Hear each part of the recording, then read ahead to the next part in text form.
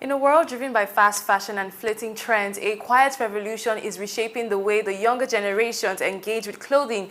The Gen Zs, as we call it, are rewriting the rules, redefining style, and revolutionizing the way we think about fashion itself. While big brands scramble to produce more, young shoppers are doing the opposite, turning to second-hand fashion or thrift wears, as we call them. Now, the Gen Zs born from the late 1990s to early 2010s are known for valuing individuality, sustainability, and authenticity. Unlike past generations, they prioritize unique fashion statements over mass-produced trends, and without a doubt, each thrifted piece tells a story, offering an avenue for self-expression while avoiding the pitfalls of exploitative fast fashion. Here's what a thrift industry owner had to say.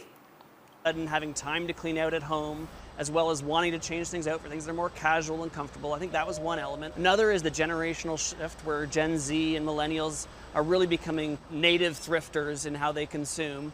The importance of the environmental impact that people are having really has become even more in the forefront of people's minds.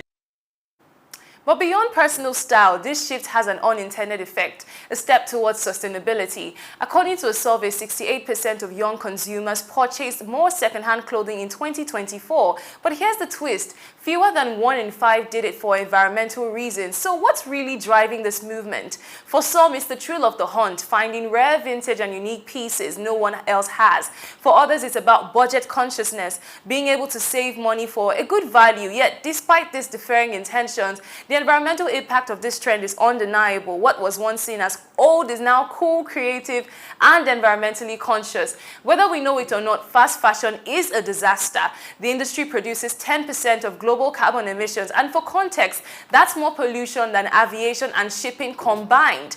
It pollutes our water, destroys ecosystems, and fuels unethical labor practices. And what's more, 85% of all this clothing ends up burned or dumped. Now, this is where thrifting takes on a new meaning. Buying items that are used reduces textile waste, keeping clothes out of landfills. It also lowers carbon emissions by cutting the demand for new production. Right now, the fashion industry is probably the third most polluting industry. It emits about 5 to maybe 10% of the world's carbon. Percent of the items that hit a landfill could be reworn in their current form. So it's really just a problem of not necessarily knowing what else to do with an item that you're not using anymore. As you can see, second-hand shopping disrupts a very harmful cycle by supporting the circular economy. The resale industry is now rebranding thrifting, transforming it from a niche budget-conscious choice into a desirable mainstream movement. What was once seen as hand-me-downs is now considered vintage, exclusive, and environmentally responsible. Thrifting supports circular economy and fashion, where clothing lives on instead of being discarded, proving that style and sustainability can actually go hand in hand.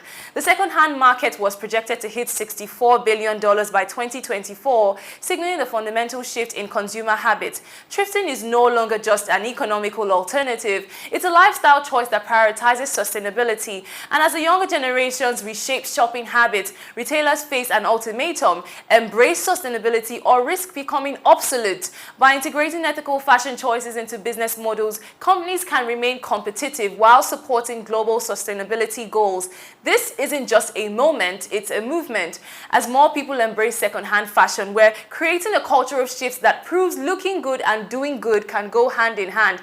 Without a doubt, thrifting, like I said, is more than a trend, but it's a statement against the wasteful, exploitative nature of modern fashion. But for this movement to create real change, shoppers like you and I must move beyond just buying used clothes. We must rethink how we consume fashion altogether.